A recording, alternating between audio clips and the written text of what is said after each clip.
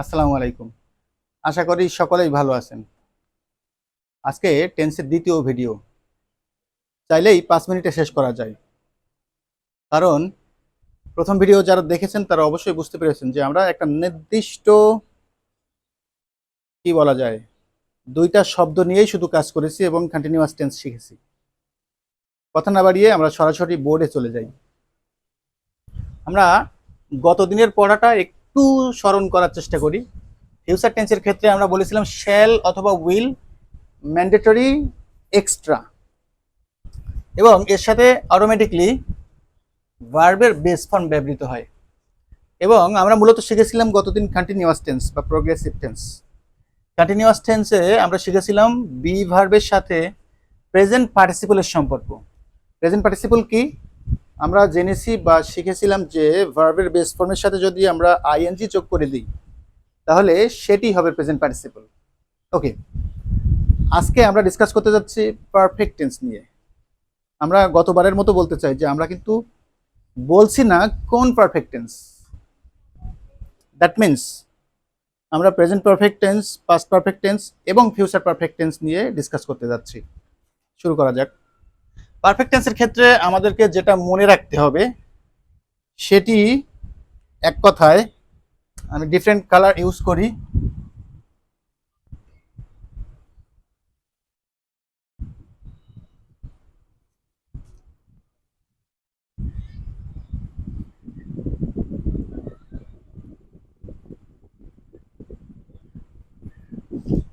Have plus past participle, অর্থাৎ আমরা দেখেছিলাম যে শ্যাল বা উইলের সাথে সম্পর্ক ভার্বের বেস ফর্মের, বি এর সাথে সম্পর্ক প্রেজেন্ট পার্টিসিপলের, এবং এক্ষেত্রে আমরা দেখব পারফেক্ট টেন্স মিন্স হ্যাভ এর সাথে পাস্ট পার্টিসিপলের সম্পর্ক। তো আমরা বরাবরের মতো আবারও বলতে চাই যে এটি শুধুমাত্র টেন্সের ক্ষেত্রে যে প্রযোজ্য তা নয়, এটি ভয়েস চেঞ্জের ক্ষেত্রে প্রযোজ্য, ন্যারেশনের ক্ষেত্রে প্রযোজ্য, রাইট ফর্ম অফ ভার্বের ক্ষেত্রে প্রযোজ্য এবং অল্টারনেটিভস আরও যতগুলো গ্রামাটিক্যাল আইটেম আছে যেখানে সেন্টেন্স কাজে লাগে, যেখানে ভার্ব থাকে, সেখানেই এই কথাটি কাজে লাগবে সব ক্ষেত্রেই। এই জন্য ডিফারেন্ট রুলস পড়ার কোনো প্রয়োজন নেই। আর আমাদের টার্গেটই হলো যে রুলস বিহীন, স্ট্রাকচার বিহীন টেন্স কিভাবে বোঝা যায় সেটি নিয়েই আমাদের কথাবার্তা চলছে। তো আরেকটা কথা বলে রাখি, আমি প্রথমেই বলছিলাম যে এটি 5 মিনিটে চাইলেই শেষ করা যায়, বাট 5 মিনিটে আমি শেষ করব না, কেননা এর ভেতরে অনেক প্রাসঙ্গিক বা আনুষঙ্গিক কথাবার্তা থাকে যেগুলো ভালোভাবে বোঝার ক্ষেত্রে আরও বেশি সহযোগিতা করে, মনে রাখার ক্ষেত্রে সহযোগিতা করে। এই কথাগুলো আসলেই শোনার প্রয়োজন।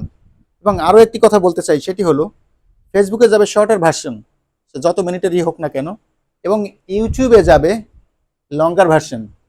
অর্থাৎ শর্টার ভার্সন যাদের টোটালি কোনো সময় নেই তারা শর্টার ভার্সন দেখতে পারেন ফেসবুক থেকে, বাট যাদের সময় আছে, যারা একেবারে রুট থেকে শিখতে চান, যারা A to Z শিখতে চান, তারা অবশ্যই ইউটিউবের ভিডিও দেখবেন এবং পাশাপাশি আমার চ্যানেলটি অবশ্যই সাবস্ক্রাইব করবেন।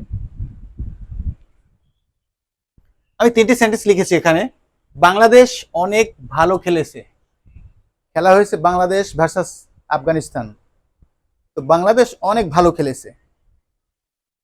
সে আজ সকালে আমেরিকা গিয়েছে। সে আজ সকালে আমেরিকা গিয়েছে। ওকে, তুমি কি কখনো কুয়াকাটা গিয়েছো? কখনো স্পেলিং নিয়ে অনেকের প্রবলেম থাকতে পারে, প্রবলেম থাকলে কিছু করার নেই, বানান এটা সঠিক হতে পারে, ভুলও হতে পারে। তুমি কি কখনো কুয়াকাটা গিয়েছো? আমরা এটা মুখস্থ করেছি অনেকেই, বাট এই দুটো আমরা তৈরি করে দিয়েছি। সুতরাং আমরা এই যে কথাটি, এই কথাটি অ্যাপ্লাই করে আমরা পারফেক্ট টেন্স তৈরি করব। এই 3টি কিন্তু আমি পারফেক্ট টেন্স লিখেছি। এখন পারফেক্ট টেন্স কি সেটি আমাদেরকে বুঝতে হবে। সোজা কথায় বলতে গেলে অতীতের সাথে যখন বর্তমানের সম্পর্ক থাকে বা হয়, অতীতের সাথে যখন বর্তমানের সম্পর্ক হয় তখন যে ধরনের কথাবার্তা আমরা বলি সেটি অবশ্যই পারফেক্ট টেন্সে বলি। আমি আবার বলছি, অতীতের সাথে বর্তমানের সম্পর্ক। কোনো কাজ এইমাত্র শেষ হয়েছে কিন্তু তার ফলাফল এখনো বিদ্যমান, সেটিকে পারফেক্ট টেন্স বলে। এটি ছোটবেলায় আমিও পড়েছি, বাট কিসের ফল কিসের কি আমি সে ফল জীবনে চোখে দেখি নাই। অনেকে অনেকভাবে হয়তো বুঝাবেন বা এক্সাম্পল দিবেন, দিতে পারলে ভালো বা বুঝতে পারলে ভালো। বাট আমি কি বলছি যে অতীতের সাথে বর্তমানের একটা সম্পর্ক আছে। যেমন আমি বাইরে থেকে বাসায় এসে পকেটে হাত দিয়ে দেখি যে চাবি পাচ্ছি না, দ্যাট মিনস কি I have lost my keys. I have lost my keys অর্থাৎ কোনো না কোনো সময়ে, অর্থাৎ আগে, অর্থাৎ অতীতে আমি আমার চাবিটি হারিয়েছি এবং এখন সেটি নিয়ে আমি প্রবলেম ফেস করছি। আমি আমার দরজা খুলতে পারছি না, আমি দরজার সামনে দাঁড়িয়ে আছি। তাহলে এই যে কথাটা, তার মানে কি অতীতের সাথে বর্তমানের সম্পর্ক, এগুলো ঠিক সে ধরনের কথা। বাংলাদেশ অনেক ভালো খেলেছে, তো অতীতের সাথে কিসের সম্পর্ক হলো? বাংলাদেশ ইন্ডিয়ার সাথে খুব খারাপ, ইন্ডিয়ার সাথে খেলা হয়েছিল না, শ্রীলঙ্কার সাথে, সরি, শ্রীলঙ্কার সাথে খুব খারাপ খেলেছিল, এখন ভালো খেলছে, অতীতের সাথে সম্পর্ক। আচ্ছা, বাংলাদেশ আহ, অতীতে খারাপ খেলেছিল, এখন ভালো খেলেছে, তার ফলে আবার কি হলো? একটা ফলাফল তো অবশ্যই আছে। বাংলাদেশের জন্য কি বলে নেক্সট রাউন্ডে যাওয়ার একটা পথ উন্মোচিত হলো। এই যে বিষয়টা, সে আজ সকালে আমেরিকা গিয়েছে। কেউ যদি এসে কাউকে খোঁজ করে, সে কোথায়? বর্তমানের কথা, অতীতের কথা বলছে যে আমেরিকা চলে গেছে, দ্যাট মিনস অতীতের সাথে সম্পর্ক। তুমি কি কখনো কুয়াকাটা গিয়েছো? কোনো একটা ডিসকাশন হচ্ছে বর্তমানে এবং অতীতের ঘটনা টেনে নিয়ে আসার কথা বা প্রয়াস, সুতরাং এটিও পারফেক্ট টেন্স। তবে সব থেকে বড় কথা, যদি কেউ কোশ্চেন পারফেক্ট টেন্সে করে, আনসার অবশ্যই পারফেক্ট টেন্সে দিতে হবে। এবং অতীতের সাথে বর্তমানে যদি সম্পর্ক থাকে, সেক্ষেত্রেও আমরা পারফেক্ট টেন্স ইউজ করব। আমাদের একটা পাস্ট ইনডিফিনাইট বা সিম্পল পাস্টের সাথে এই প্রেজেন্ট পারফেক্ট টেন্সের একটা মিল আছে বা মিল খুঁজে পাওয়া যায়। তো সেটির এই সামান্যই পার্থক্য, এই পার্থক্য নিয়ে আমরা নেক্সট কোনো ভিডিওতে অবশ্যই আরো বিস্তারিত আলোচনা করব। আজকে শুধুমাত্র এটুকুই ধারণা দিলাম। তো আমরা এখন শুরু করি। সবগুলোই আমরা কিন্তু লিখেছি present perfect tense, present perfect tense. তো প্রেজেন্ট পারফেক্ট টেন্স মিন্স কি? যে কোনো পারফেক্ট টেন্স মিন্স হ্যাভ এর সাথে পাস্ট পার্টিসিপলের সম্পর্ক। তো পাস্ট পার্টিসিপল কি? এটা তো ভার্বের পাস্ট পার্টিসিপল। এখানে ভার্বটা কোথায়? বাংলাদেশ অনেক ভালো খেলেছে, এখানে খেলা খেলেই হচ্ছে ভার্ব। তো খেলা, খেলা ইংলিশ, খেলা ইংলিশ কি? প্লে। লাইক সে আজ সকালে আমেরিকা গিয়েছে, এখানে ভার্বটা কোথায়? গিয়েছে, দ্যাট মিন্স গো। গো মানে যাওয়া। ওকে, তুমি কি কখনো কুয়াকাটা গিয়েছো? এখানেও যাওয়া। দুঃখিত, এখানে আর গো বলতে পারছি না, এখানে অন্য কিছু, সেটির ব্যাখ্যা অবশ্যই এই ভিডিওতে দিব না। গো হবে নাকি বি ভার্ব হবে, সেটির ব্যাখ্যা অন্য কোনো ভিডিওতে। এটি তোলা থাকলো মেনশন করে বলবেন, ভিডিও তৈরি করে দেবো ইনশাআল্লাহ। তাহলে বাংলাদেশ অনেক ভালো খেলেছে, বাংলাদেশ খেলুক। বাংলাদেশ লিখি আমি, বাংলাদেশ।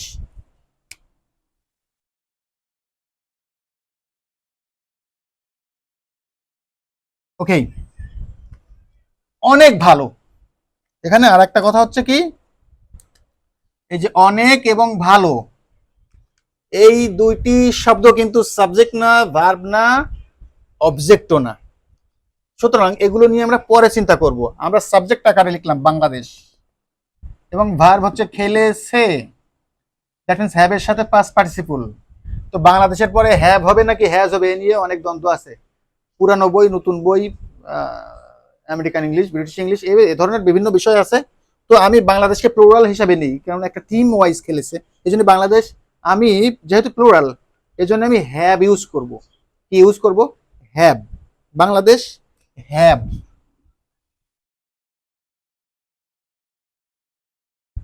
এই হ্যাভ ভার্বের যে প্রেজেন্ট ফর্ম, হ্যাভ অথবা হ্যাজ, তো থার্ড পারসন সিঙ্গুলার নাম্বারের ক্ষেত্রে এস বা ইয়ের যোগ হয়, সেটা আমরা গত ভিডিওতে দেখেছিলাম। এর জন্য আমি হ্যাভ অবলিক হ্যাজ দিয়ে কোনটা হবে কোনটা হবে না এগুলো নিয়ে ডিসকাস করতে আর যাচ্ছি না। বাংলাদেশ হ্যাভ। এখন খেলা, খেলা ইংলিশ তো প্লে, তাহলে প্লে এর পাস্ট পার্টিসিপল ফর্ম কি? Plays. Bangladesh have played, that means Bangladesh খেলেছে। অনেক ভালো, ভেরি ভালো। ভালো ইংলিশ কি গুড হবে? অবশ্যই না, কারণ গুড অ্যাডজেক্টিভ। আমাদের এখানে বসাতে হবে অ্যাডভার্ব। পার্ট অফ স্পিচের উপরে ভিডিওটাও অনেক গুরুত্বপূর্ণ, এটি নিয়ে পরবর্তীতে কোনো ভিডিও তৈরি হবে। ওয়েল। কি হলো তাহলে আমার সেন্টেন্সটা? Bangladesh have played very well. এখন বাংলাদেশের জায়গায় যদি রজনীকান্ত হয়, না অন্য অন্য কোনো নাম, লাইক মুশফিক যদি হয়, তাহলে আমি বাংলাদেশের পরিবর্তে মুশফিক লিখতাম এবং Mushfiq third person singular number, এর কারণে আমি তখন এস বা ইয়েস যুক্ত verb that means has use করতাম। সেক্ষেত্রে আমার সেন্টেন্সটা কি হতো, Mushfiq has played very well. কারণ প্লেইড তো চেঞ্জ হবে না, এই পাস্ট পার্টিসিপল তো চেঞ্জ হবে না। ফাইনাইট নন ফাইনাইটে আমরা দেখেছি কেন চেঞ্জ হবে না, কারণ এটি নন ফাইনাইট ভার্ব, এর সাবজেক্টের সাথে বা টেন্সের সাথে কোনো প্রকার সম্পর্ক নেই, সুতরাং এটি আনচেঞ্জড। চেঞ্জ হবে কোথায়, এই হেল্পিং ভার্বের এখানটাতে। আমরা গত ভিডিওতেও দেখেছিলাম চেঞ্জ হয়েছিল কোথায়, এই বি ভার্বের এখানটাতে। প্রেজেন্ট পার্টিসিপল যে ফর্ম সেটিতে কিন্তু আমরা কোনো চেঞ্জ করি নাই। এ নিয়েও একটা গল্প আছে, আচ্ছা গল্পটা বলি, ইউটিউবে যাবে, এটি ফেসবুকে যাবে না। আমরা এই গল্পটা আমি প্রায় দিয়ে থাকি, যে করোনাকালীন সময়ের কথা অবশ্যই জানি। করোনার সময় কি হয়েছিল, লকডাউন। তো লকডাউন মিন্স কি, লকডাউন মিন্স ফলাফলটা কি সেটা জানি। লকডাউন মিন্স সবাইকে ঘরের ভেতরে নিজেকেই লাইক লক করে রাখতে হবে, বাইরে কেউ কোনো কাজে কর্মে বের হওয়া যাবে না। গভর্নমেন্ট নির্দেশিত কোনো নিয়মকানুন যদি থেকে থাকে বা তাদের আওতায় যদি কেউ পড়ে থাকে তাহলে তারাই শুধু বের হতে পারবে। তো সেই সময় আমরা দেখেছি এই গভর্নমেন্টের এই রুলস বা আইন উপেক্ষা করেও অনেক ব্যক্তি পেটের দায়ে বাইরে বেরিয়েছিল। রিক্সাওয়ালা, ভ্যানওয়ালা, ঠেলাওয়ালা, কুলি, মজুর, এরা কিন্তু অটোওয়ালা পেটের দায়ে রাস্তায় বেরিয়েছিল। গভর্নমেন্ট তো শুধু রুল অ্যাপ্লাই করলেই হবে না। তো বেরোনোর পরে আমাদের দৃশ্যপটটা সামনে এসেছিল কি, আমরা দেখেছিলাম যে এই যানবাহনের চাকাগুলো পাংচার করে দেওয়া হয়েছিল ভোমর মেরে। দেন অনেক মুরব্বী মানুষ, তাদেরকে কান ধরে ওঠবোস করানো হয়েছিল, বিভিন্নভাবে শাস্তির আওতায় নিয়ে আসা হয়েছিল তাদেরকে। তাদের উপার্জনের যে মূল জিনিসটি বা মাধ্যমটি সেটিকেও ক্ষতিগ্রস্ত করে দেওয়া হয়েছিল। এ ধরনের বিভিন্ন বিষয় আমরা দেখেছি। অ্যাট দ্য সেম টাইম আমরা দেখেছিলাম যে চার চাকার উপরে ঘুরে, মানে চার চাকাওয়ালা গাড়িতে করে, কালো কাছে ঘেরা যে গাড়ি, সেখানটাতে করে বা সেই যানবাহনে করে অনেকে রাস্তায় বেরিয়েছিল। তাদের উদ্দেশ্য কী ছিল, লকডাউন কেমন চলছে একটু দেখে আসি। এদের ক্ষেত্রে কি প্রশাসনের লোকজন কি ওই সেম ব্যবহারটা করেছিল? আদৌ করেনি, বরং তাদেরকে আরো প্রোটেকশন দিয়ে বাসায় পাঠিয়ে দেওয়ার ব্যবস্থা করেছিল। তো আইন কিন্তু সব জায়গায় সমান না, আইন এক এক জায়গায় এক এক রকম। লকডাউন শুধুমাত্র গরিবের জন্য ছিল। আচ্ছা, এখন এখানে আমরা যে দুটো করে ভার্বের কথা বলছি কন্টিনিউয়াস টেন্সে, গল্পটা যে কেন বললাম সেটি সেটি বলি এখন। কন্টিনিউয়াস টেন্সে যে বি ভার্ব থাকে এবং প্রেজেন্ট পার্টিসিপল থাকে, এবং perfect tense means have verb plus past participle. এখানে আমরা ফর্মের পরিবর্তন করছি কোথায়, যদি প্রেজেন্ট হয় তাহলে বি ভার্বের প্রেজেন্ট ফর্ম, পাস্ট হলে বি ভার্বের পাস্ট ফর্ম, ফিউচার হইলে এক্সট্রা শ্যাল বা উইল, তারপরে এই বি ভার্বের বেস ফর্ম, দেন যেটি আছে সেটি। পারফেক্ট টেন্সের ক্ষেত্রেও ঠিক তাই হবে, প্রেজেন্ট ফর্ম হবে হ্যাভ ভার্বের প্রেজেন্ট ফর্ম, এখানে পাস্ট পার্টিসিপল সেম থাকবে। পাস্টের ক্ষেত্রে কি হবে, পাস্ট পারফেক্ট হলে হ্যাভ ভার্বের পাস্ট ফর্ম, এখানে পাস্ট পার্টিসিপল সেম থাকবে। ফিউচারের ক্ষেত্রে অতিরিক্ত শ্যাল বা উইল, তারপরে এই হ্যাভ ভার্বের বেস ফর্ম, তারপরে এই যে পাস্ট পার্টিসিপল। তাহলে এটি হেল্পিং ভার্ব, এটি হচ্ছে মেইন ভার্ব বা প্রিন্সিপাল ভার্ব। তো এটি যদি হেল্পিং হয়, সোজা কথায় বলতে গেলে ড্রাইভিং ভার্ব। এটি যদি হেল্পিং হয় তাহলে প্রেজেন্ট পার্টিসিপল হচ্ছে ড্রাইভিং ভার্ব। তাহলে এবার একটা জিনিস বুঝি আমরা, মানে মানের দিক দিয়ে, স্ট্যান্ডার্ডের দিক দিয়ে হেল্পার বড় নাকি ড্রাইভার বড়? অবশ্যই ড্রাইভার বড়। ড্রাইভার ধনী, হেল্পার গরিব। এখন ধনীদের জন্য তো আইন সব জায়গায় কি, ধনীরা চেঞ্জ করবে না নিজেদেরকে। এখন উদ্ভূত পরিস্থিতিতে নিজেদের চেঞ্জ করতে হবে কাদের, গরিবদের, দ্যাট মিনস হেল্পারদের। তো এই যে হেল্পিং ভার্বগুলোই চেঞ্জ হবে, টেন্স পরিবর্তনের সাথে সাথে হেল্পিং ভার্বগুলোই চেঞ্জ হবে, মেইন ভার্বের কোনো ফর্মের পরিবর্তন হবে না করোনাকালীন সময়ের মতো। এটি মনে রাখার সুবিধার্থে এই গল্পটি বললাম। ওকে, তাহলে আমরা এটি যেমন পেরে গেছি। এবার এটি, সে আজ সকালে আমেরিকা গিয়েছে, এখানে সাবজেক্ট কোনটি? আমরা অনেকটা ট্রান্সলেশন মেথডেই কিন্তু যাচ্ছি, যেহেতু আমাদের মূল কথা বলা শেষ। হ্যাভের সাথে পাস্ট পার্টিসিপল মানেই পারফেক্ট টেন্স, হ্যাভের সাথে পাস্ট পার্টিসিপল মানেই পারফেক্ট টেন্স। সুতরাং আমরা একটু ট্রান্সলেশন কিভাবে করতে হয়, how to translate from one language to another, যাই হোক না কেন, সে এখানে হচ্ছে সাবজেক্ট, সে, হি বা সি যে কোনো কিছু হতে পারে, দুটি অক্ষরের, এজন্য আমি হি লিখলাম। আজ সকালে আমেরিকা গিয়েছে, সাবজেক্ট পরে ভার্ব, এই যে গিয়েছে, দ্যাট মিনস আমার তখন ভার্বের কথা নিয়ে আসতে হবে, হ্যাভের পরে পাস্ট পার্টিসিপল। এখন থার্ড পারসন সিঙ্গুলার নাম্বারের ক্ষেত্রে কি হবে, এস যুক্ত ভার্ব, হি হ্যাজ গিয়েছে, গো, গো এর পাস্ট পার্টিসিপল ফর্ম, এই যে past participle form gone, he has gone কোথায়, America, that means to America. America. আজ সকালে ইংলিশ কি? কি অনেকেই পারে না। আজ সকালে ইংলিশ কি? Today morning. অনেকেই পারে না। আজ সকালে English this morning. THIS morning.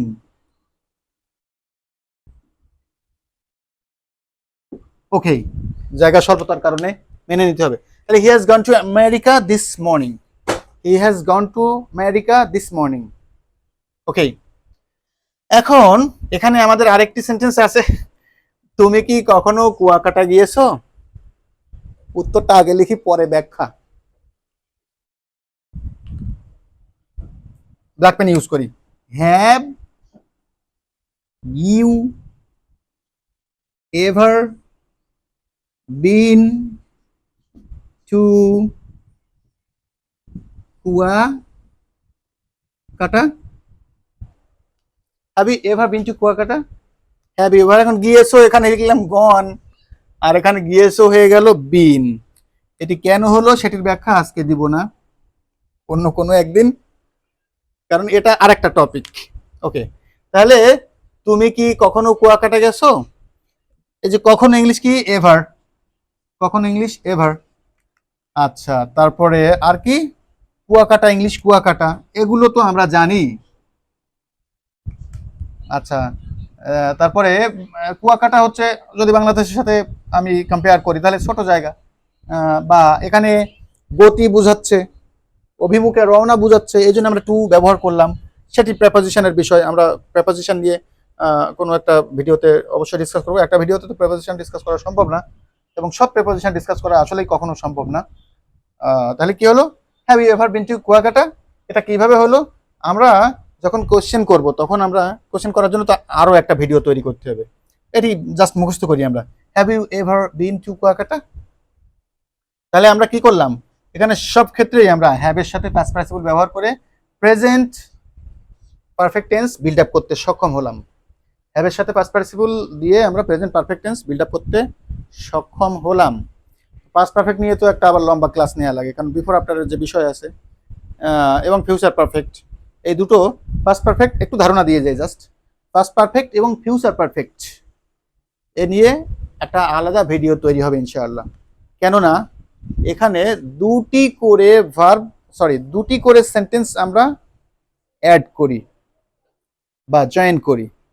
ওই যে ডাক্তার আসার আগে রোগী মারা গেল, ডাক্তার আসার পরে রোগী মারা গেল, আরবিতে বলবো নাকি ইংলিশে বলবো, ইন্না লিল্লাহি ওয়া ইন্না ইলাইহি রাজিউন, এই যে বিষয় আশয়গুলো আছে, এগুলোর জন্য আলাদা একটা ভিডিও লাগবে। কারণ দুটো সেন্টেন্স, দুটো টেন্স আমরা একত্রিত করব, তারপরে কোনো একটা কি বলে কনজাংশন দিয়ে অ্যাড করব, কোনো একটা কনজাংশন দিয়ে আমরা অ্যাড করব, তাহলেই তৈরি হবে তখন পাস্ট পারফেক্ট টেন্স অথবা ফিউচার পারফেক্ট টেন্স।